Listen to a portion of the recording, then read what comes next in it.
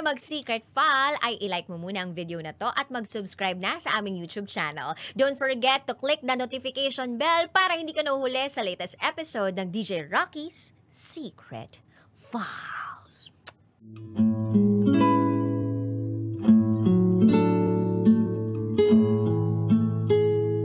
And now, it's time for DJ Rocky's Secret Files.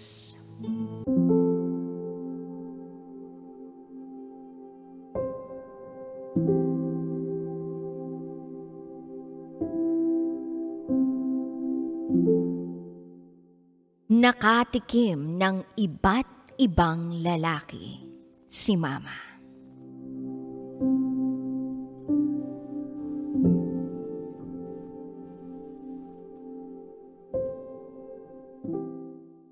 Hi DJ Rocky. Alam mo bang adik ako sa pakikinig ng programa mo? Kahit saan pinakikinggan kita. Nasa trabaho man ako o nasa bahay. Hindi ako nagsasawa at hindi ako napapagod na makinig sa mga story ang binabasa mo. At hindi ko nga akalain na isang araw magbabahagi rin ako ng sarili ko namang karanasan. Itago mo na lang ako sa pangalang Cherry. At ito, ang aking secret file.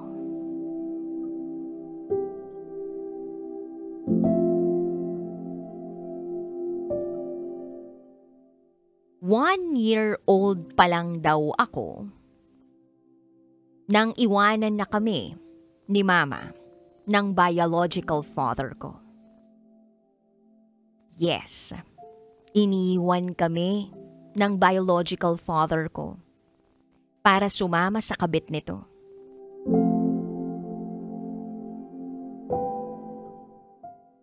Bakit? Lagi raw kasing nag-aaway sina Mama at ang biological father ko. Bukod pa ron, babaero raw ang biological father ko. Ayon sa mga naririnig kong kwento tungkol sa mga kamag-anak ko.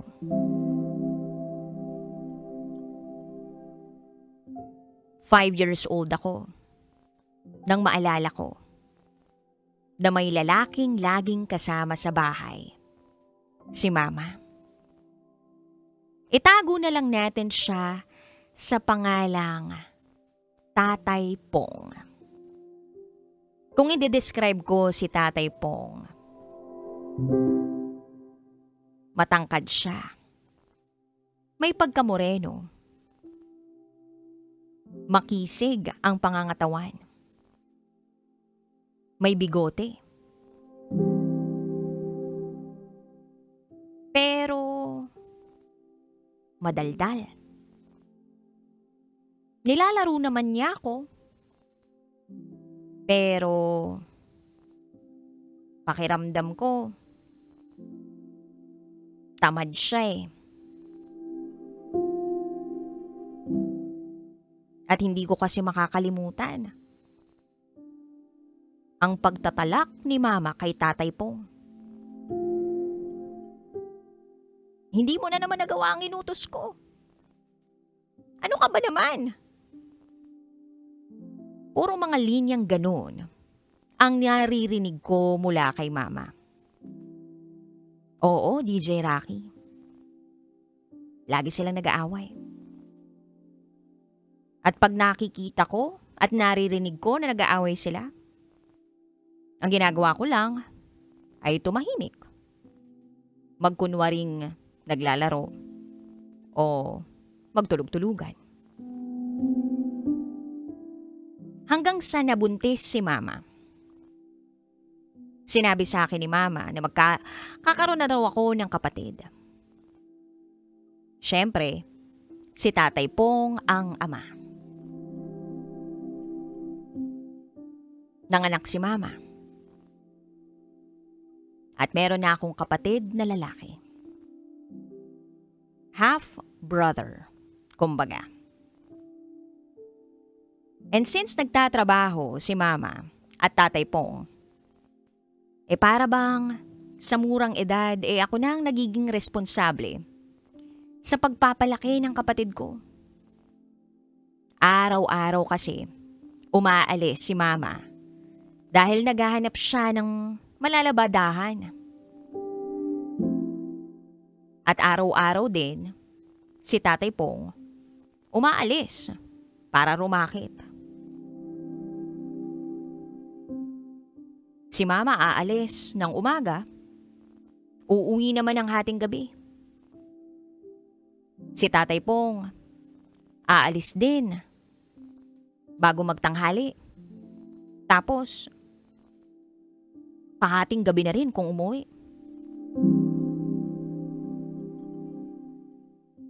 Binibilinan lang nila ako kung ano ang dapat gawin sa buong araw.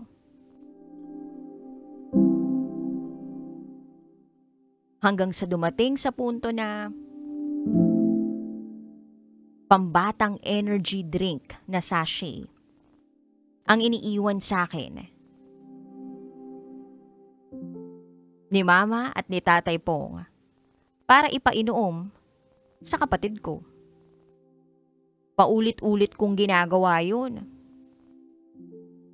Na kahit may mga pagkakataong si tatay Pong ay nasa bahay lang, hindi siya kumikilos. Ako ang gumagawa lahat ng yun. Ako ang nag-aasikaso sa kapatid ko. Minsan nga, ipinagdarasal ko sa Diyos na sana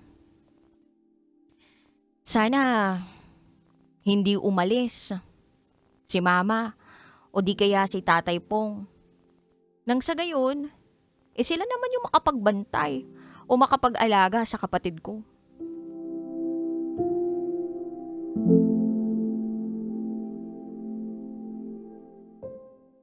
Then, dumating yung time na wala sina mama at tatay Pong. Kaming dalawa lang ng kapatid ko ang naiwan sa bahay. Yung dating para talaga kaming inaswang. Ang ingay sa bahay namin. Yun pala, inaapoy na ng lagnat itong kapatid ko. Sa bukid kami nakatira nun. Maliblib pa na lugar. Maraming kakahayan at ang mga kawayan. Kaya hindi imposible na may mga iba't ibang maligno yung nakatira dun. Siyempre, yun din yung kwento ng mga kapitbahay namin. Tapos yung mga kapitbahay namin, ang lalayo din naman sa amin. Basta takot na takot ako ng gabing yun. Iyak ng iyak ang kapatid ko. Trauma ang natikman ko sa kamay ng mama ko at ni tatay Pong. Buti na lang, umuwi na si mama. Tapos yun, nadatnan niya ako, buhat-buhat yung kapatid ko, na inaapoy na sa lagnat. Kinabukasan, dinala nila ito sa center. Buti na lang, naging maayos naman yung lagay. Pero alam mo, DJ Rocky, na-realize ko, kawawang kawawa ako. Pati na rin yung kapatid ko. Sa poder ni mama at ni tatay po. Kasi habang lumalaki kami ng kapatid ko, mas lumalala yung away ni mama at ni tatay po. Halos magpatayan na silang dalawa. Nagagalit kasi si mama kapag nadadatnan niyang ako at ang kapatid ko lang ang nasa bahay. Gusto niya maagang nauuwi si tatay Pong. Kinagagalit din niya ang pag-inom araw-araw ni tatay Pong. Isa na ron, Ang pinababayaan kami ng mga kapatid ko. Hanggang sa isang gabi, ang laki ng pagtatalo ni na mama at tatay Pong. Kitang-kita ng dalawang mga mata ko na sinampal ni tatay Pong si mama. Oo, DJ Rocky. Natikman ni mama ang sampal mula kay tatay Pong. Fast forward. Dumating ang araw na hindi na kinaya ni mama ang mabuhay ng ganun. Siguro naisip niya na rin talaga kaming mga anak niya. Kung ano yung dinaranas namin sa kamay ni tatay Pong. Hanggang sa nagdesisyon si mama. At yun na yung iwanan si tatay Pong.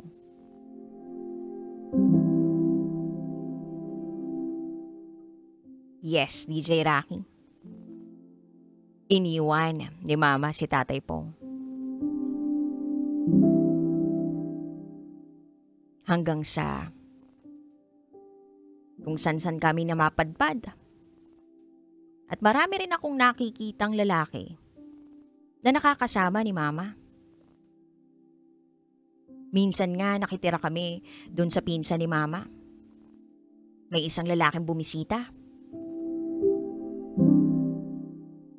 Nag-hi sa akin.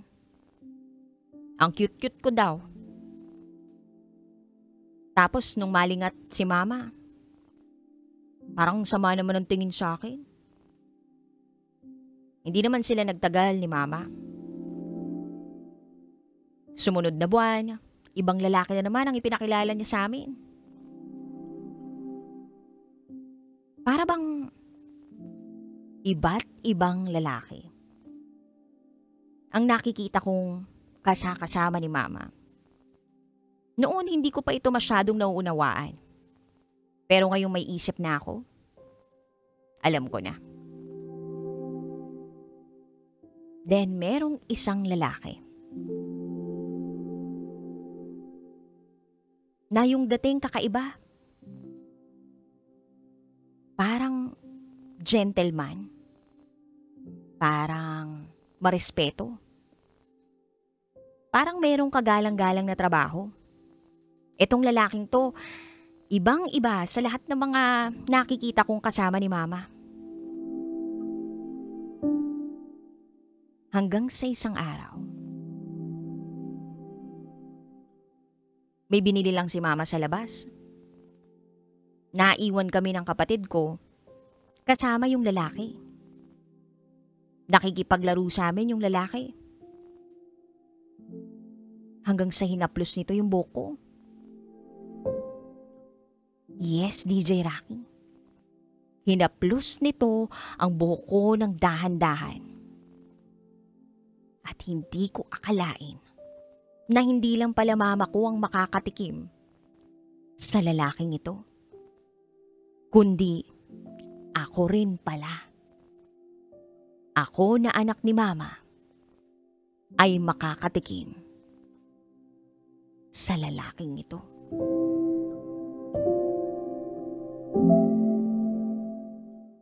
Makakatikim din pala ako ng pag-aalaga. Yes, DJ Rocky. Inaalagaan ng lalaking to si mama. At mukhang ganun din siya sa amin ng kapatid ko. Itago na lang natin ang lalaking to sa pangalang Tatay Ben. Kapit-bahay lang namin siya noon sa probinsya. Mabait si Tatay Ben, maalaga. Tinanggap niya kami ng buong-buong. At ni minsan, hindi niya sinaktan si mama. Hindi siya nanigaw, hindi siya nanakit, kahit kurot o sampal. Hindi niya yun nagawa. Pero ako, DJ Rocky, parang lumalaki akong sutil. Hindi ko nga alam kung nagmana ba ako sa tunay kong ama. Pero pakiramdam ko kasi habang lumalaki ako, nawalan ako ng halaga sa mata ng pamilya ko. Lalo na nung nagkaroon pa ng anak, sina Mama at Tatay Ben. Oo, DJ Rocky. Iba na naman ang ama ng kapatid ko. Pero okay lang naman yun. Ang mahalaga na alagaan si Mama. At deserve naman niyang mahalin. Pero ako, that time, pakiramdam ko basura lang ako. At inggit ang bumabalot sa puso ko. Nang magdalaga ako, napasali ako sa isang gang. Para nga tanggapin ako dun sa gang na yun, nagpapasampal pa ako. Hanggang sa grade 6 na ako noon, pinatawag ang mama ko ng principal. Naalaman ng mga teachers ko ang kalokohang pinaggagawa ko. Nawalan ako ng ganang pumasok. Yun, yung mga grades ko ang napektuhan. Kaya nagdesisyon sina Mama at Tatay Ben na ilipat ako sa bukid para turuan ng tamang asal. At doon naman, unti-unti na akong bumalik sa ayos. Then, dumating sa punto na nakakausap ko na yung tunay kong ama. Nagkaroon kami ng communication. Medyo matagal din yun.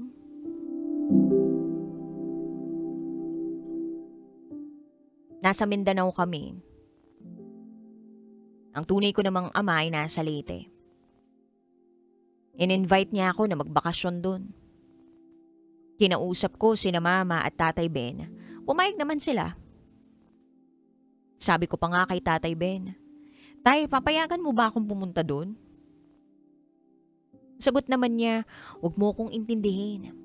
Pagbigyan mo na yung papa mo. Gusto kanyang makita. Pumayag na ako. Pero sa totoo lang, DJ Rocky, wala naman akong maramdaman na pagmamahal para sa tunay kong ama.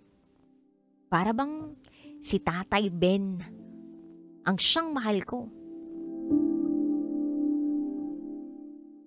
At habang nandun na ako sa Leyte,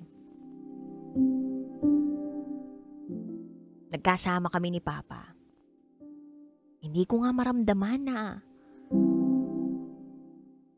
ama siya sa akin. Wala rin akong excitement nung una kaming magkita. Wala.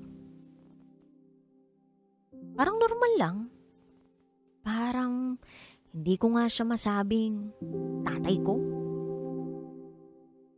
Yung pakiramdam na nakakilala ka lang ng ibang tao. Ganun. Walang lalim. Sinubukan ko naman na makisama, mag-opo at opo pa rin, sumaya. Pero iba talaga yung saya ko nung nasa Mindanao ako. Kaya nag-decide na rin ako na bumalik agad.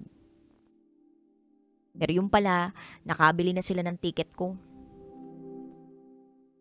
At may date na yun, medyo matagal pa. Kaya nag-antay pa ako.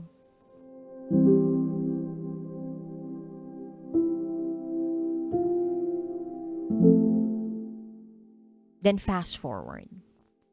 Nakauwi ako sa amin.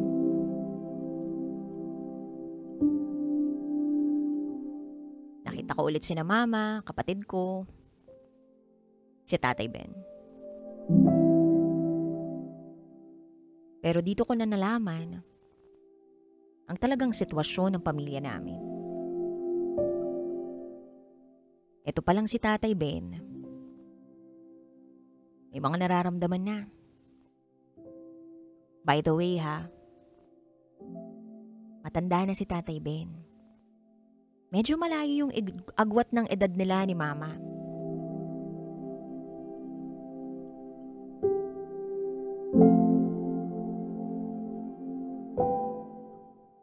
Na-stroke siya. Hindi makapagsalita ng maayos.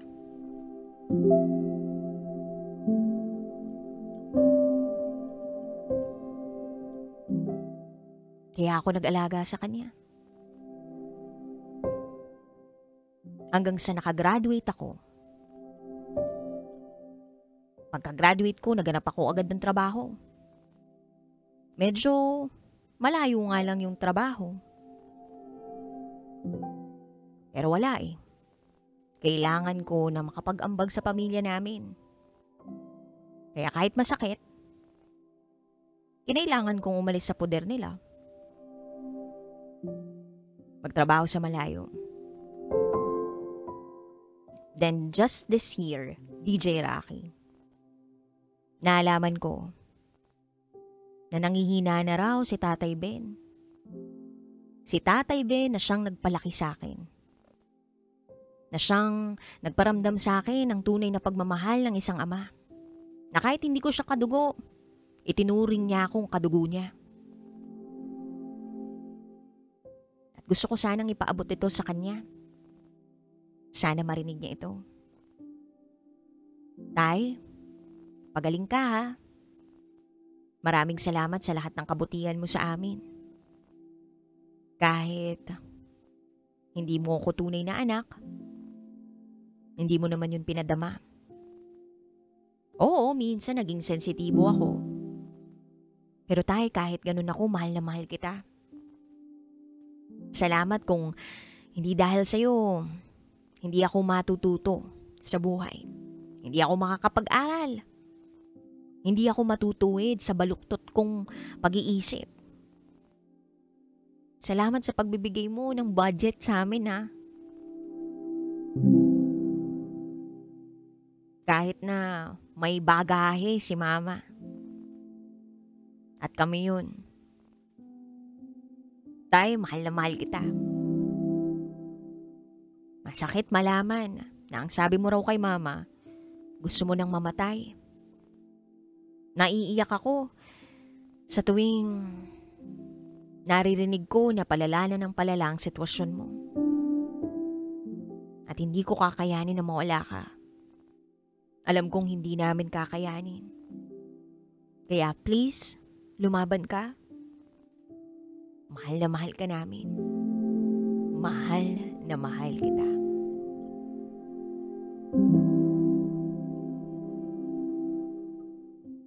At ngayong malapit na ang Father's Day, gusto ko lang sabihin sa'yo na Happy Father's Day. Higit pa ang ibinigay mo sa amin na pagmamahal. Hanggang dito na lang po, DJ Rocky. Muli, ako si Cherry. At ito, ang aking secret file.